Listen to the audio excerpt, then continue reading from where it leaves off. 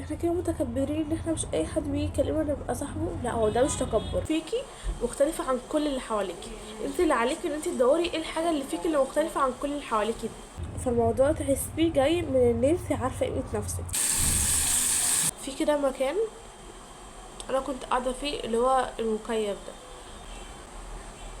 فكان في راجل كده مرة واحدة لقيته جه قاعد في الكرسي اللي جنبي. لقيت البنت كان بنوتة عسولة قوي. لقيت المكان ده فيه حد بيجي يقعد فيه كبير في السن يعني. فايه اللي حصل؟ فانا بحب الناس الكبيرة في السن قوي عامة. فقلت اوكي يعني عادي يروح واحد كبير في السن فعادي يعني.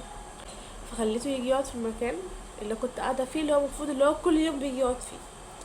فهمتوا؟ لو لقيته ان انا كل شوية البتاع يتغير عشان التلفزيون يتغير. تمام. anyway، المهم يا جماعة، فالراجل ده قال لي شكرا وكده.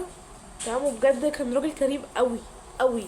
كان جايب كده معاه تمر، علبة تمر كده، واي حد معدي بيفضل يديله في التمر ده. كان جايب معاه علبة شوكولاتة، ففضل كل شوية بجد يطلع حاجة من الشوكولاتة يقول لي اتفضلي. واي حد معدي يعني بيديله بقى من التمر والشوكولاتة دي. فانا ما خدتش منه حاجة، قلت له شكرا وكده. بصراحة مش بحب اخد اكل من حد غريب يعني. قد جدي بالظبط بالظبط. تمام.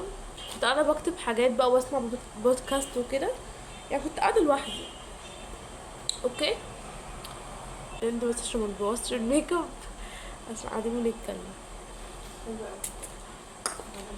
اوكي. كنت قاعدة بكتب حاجات وانا بسمع بودكاست وكده.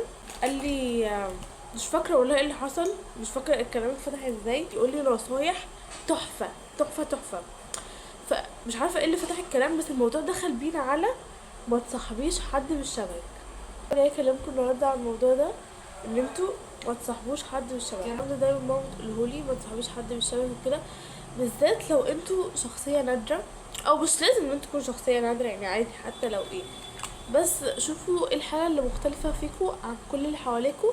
وانا بحس ان كل البشر كلهم شبه بعض. في حاجه واحده بس هتكون فيكي مختلفه عن كل اللي حواليكي. انت اللي عليكي ان انت تدوري ايه الحاجه اللي فيكي اللي مختلفه عن كل اللي حواليكي دي. الواد الجد ده مش عارفه اقول ايه، اقول عمو ولا اقول ايه، مش عارفه. بس فضل يشجعني كتير قوي ويقول لي كملي وما تخليش حاجه تحبطك. يعني عارفين لما تكونوا الكلام انتوا عايزينه في الوقت المهم، الكلام بقى جه في وقته. واكتر موضوع فضل يكلمني عليه بتاع ما تصاحبيش حد مش شبهك. لو صاحبتك مش شبهك ابعدي وخليكي لوحدك احسن. فانت اللي عليكي ان انت لقيتي صاحبه بتزقك على حاجه غلط لكن الموضوع ده كنا اتكلمنا عنه في الفيديو بتاع العلاقات السامة، وقلنا ايه انواع الصحاب السامة، وقلنا ازاي نتخلص منهم. فالموضوع تحسيه جاي من ان انت عارفه قيمه نفسك. يعني مثلا لو انت عارفه قيمه نفسك، مش اي حد جاي ورايح يسلم عليكي بالي ان هي تبقى صاحبتك. صح صح بجد، فكري فيها كده. ايوه. وده مش تكبر على فكره، لان ممكن مثلا مره واحده عقلك يلعب عليكي. احنا كده متكبرين ان احنا مش اي حد بيجي يكلمنا نبقى صاحبه. لا، هو ده مش تكبر. مش تكبر خالص. انت لازم تصاحبي حد شبهك، لان صاحبتك دي لو مش شبهك هتضيع. يا جماعه انا في مره كمان في موضوع محكيتلوش لحد قبل كده، بس انا هحكيهولك. ايه بقى الموضوع ده؟ في فتره، مش هقول الفتره دي ايه بالظبط، بس دخلت على صحاب تفكيرهم ما كانش احسن حاجه. احنا كنا صحاب بس ما كنتش قريبه منهم. ففي فتره كده قربنا من بعض وتفكيرهم كان عكسي تماما تماما. عايزه اقول هما بيقولوا ايه بالظبط، بس نوع تضييع وقته كانت حاجه عكسي خالص خالص بجد. المهم انا بجد كنت كل مره برجع من وانا كنت معاهم ببقى متضايقه، ان انا معاهم. وقلت طب انا ليه بضيع وقت كده، طب انا ليه بعمل كده. بقى خدت مع نفسي كده وقلت لا خلاص انا هبعد بجد بقى. فبقى اي مكان هم موجودين فيه انا ببعد عنه. كنت معاهم فتره قليله قوي. الفتره اللي انا كنت معاهم فيها تفكيري بدا يبقى زيهم، بدات ابقى افكر زيهم. انا اول ما لاحظت الموضوع اتصدمت، بس حمدت ربنا ان انا لاحظت الموضوع ده بيغيركم الاحسن. يعني انا لما يكون في حاجه غلط بقول لا انا تفكيري غلط واعترف فعلا، فدي لوحدها حاجه كويسه. ان شخص بيعترف بعيوبه. مش لازم قدام الناس بتقول روح قول عيوبك قدام الناس عشان ما تخافش. لا، ما تعملش كده. ليه واحد يروح يقول عيوبه قدام الناس يعني؟ بس ان انت تعترف بعيوبك قدام نفسك مش قدام حد تاني، ده لوحده شيء كويس جدا جدا جدا جدا. ان انت هتعرف تصلح نفسك. اول ما تلاقي نفسك بدأت تعترف بعيوبك وتحسنها، اعرف ان اعرفوا ان انت في حته كويسه قوي. عكس بقى خالص الناس اللي بيبقى فيها عيوب الدنيا وايه وشايفين انه مفيهوش اي عيوب. ده النرجسيه. ده النرجسيه ان الواحد يكون فيه عيوب ويكون شايف ان هو مفيهوش اي عيوب. لا مش هشوف في الكاميرا.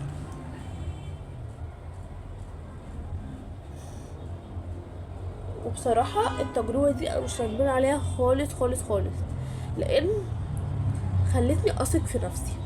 مش هثق في نفسي بمعنى السيلف كونفيدنس اللي هو الثقه بالنفس، لا اثق في نفسي اللي هو يعني انا مطمنه على نفسي وانا معايا. انتوا فاهمين؟ انا متاكده انتوا فاهميني. انا زمان كنت بخاف على نفسي قوي، مش بخاف على نفسي من حاجه، بس انا كنت بحب قوي شخصيتي، وطبعا لسه بحب شخصيتي جدا.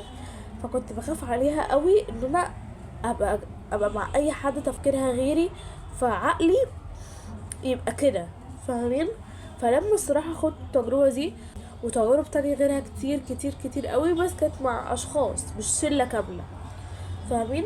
فبقيت حاسه اللي هو لا انا مطمنه ان احنا هنمشي عادي. انا مش اي حد نروح نصاحبه، بالذات لو الناس دي مش شبهكوا. تحسيهم من بعيد كده اللي هما شبهكوا وان شكلهم كيوت وكده، بس لما تيجوا تقربوا منهم تقولوا لا، لا مستحيل. وباي ذا واي ده مش تكبر خالص، وعقلك يضحك عليكي ويقولك ان ده تكبر. فالشخص اللي بيبقى نادر ظهوره، او الشخص اللي بيبقى نادر اللي هو يكون حواليه صحاب، هو ده اللي بيبقى عارف قيمه نفسه. اي صاحبه هي صاحبتها، فصاحبتها دي محظوظه. بصوا اللي هو ده كده عامل لكم فوكس بجد تحفه. ده فول كفر، فول كفر ولا ايه؟ هو عامه شكله فول كفر قوي، وبجد ووتر بروف، بس هو مش ووتر بروف باي ذا واي. يعني هو مكتوب عليه انه ووتر بروف بس هو مش ووتر بروف. هو انا عملت بلند بايه؟ عملت بلند دي مش عارفه احط ماسكارا ولا ايه. تعالوا احط ماسكارا. بفكر الفتره الجايه اعمل لكم فلوجز في حياتي. تمام؟ انتي عارفه انا ليه بحب الناس الكبار في السن؟ علشان مش عارفه، بس بحبهم قوي، بحسهم طيبين. وبصراحه انا بحب قوي الفايب بتاعت زمان. بعشق الفايب بتاعت زمان بجد. يعني لذيذه قوي، ولا كان في تليفون ولا كان في الكلام ده. انا اصلا مش بحب امسك تليفون خالص، انتوا عارفين الموضوع ده. يعني انا شخص حتى لما باجي مش بحب امسك التليفون خالص، غير لو مثلا بقرا كتاب ومش معايا كتاب. آم، يعني حاجه اساسيه زي تصوير زي دلوقتي. لكن غير كده مش بحب امسك التليفون خالص. حتى لما بكون في البيت واصلا عايزه اتفرج على حاجه ومش بحب اتفرج على التلفزيون قوي، بتفرج على اللاب. مع ان اللاب مخنق جدا ان انت بقى تفتحيه وتقفليه وكده. بس لا مش بحب اتفرج على الموبايل. يعني ما عنديش مانع اتفرج على التلفزيون اللي انا مش بحبه، بس ما اتفرجش على الموبايل. حاسه الكونسيلر ما ظبطتوش قوي، هو ظاهر بس حاسه ان لا، يعني عايزه اظبطه اكتر. عشان كنت بتكلم معاكم فكنت مش مركزه. انتوا اصلا شايفين تنشف بقى. بس احكولي عاملين اكل ايه النهارده؟ بتحبوا مكان التصوير ده في الأوضة ولا بتحبوه يكون في ريسبشن؟ يعني انتوا لو في الفيديو، يعني الفيديو اللي فات ولا الفيديو ده؟ بس عادي انا ممكن اغير، انا اصلا شخص بزهق بسرعة جدا عامة، ف ممكن كل شوية نغير. يعني بعشقها، كانت مراية قد كده بجد بس اتكسرت مني. بس بجد كنت بحبها اوي، كان لونها بينك كيوت قوي. دلوقتي فاضل الليب كومب. ده انا مش عارفه ده ايه والله، بس هو ده تقريبا مش ليب لاينر، لان في البتاعه دي ودي بتاعت حواجب. اكيد ده مش كحل، صح؟ لا مستحيل يكون كحل. اللير بتاع لومار مش بحطه كليب لاينر، بحطه كليبستيك عادي. يعني احنا المفروض نحط برضه سان بلوك على شفايفنا. انا مكنتش عارفه الموضوع ده خالص، مع ان اصلا في ليبستيك وفي موسترايزر لللبس بيكون في اصلا اس بي اف جبني مول، بس انا عايزه اخففه عشان انا لسه احطه في ايه لابستك كده، ليكويد لابستك عادي، بس ده الليكويد لابستك اللي هو بينشف، فاهمين؟ بحط نقطه صغيره قوي، نقطه هنا ونقطه هنا.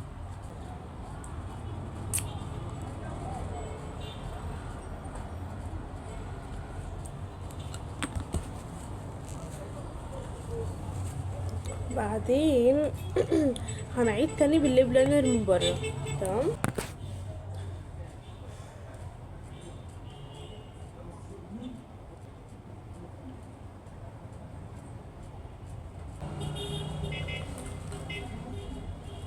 انا بحط بلاشر ككونتور عادي جدا، عادي جدا. عايزه اوريكم الاوتفيت، استنوا.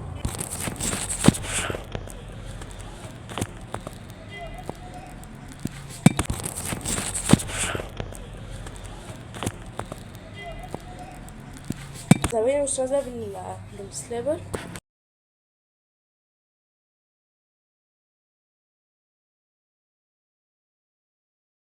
انا كده ظبطت الطرحه وكل حاجه.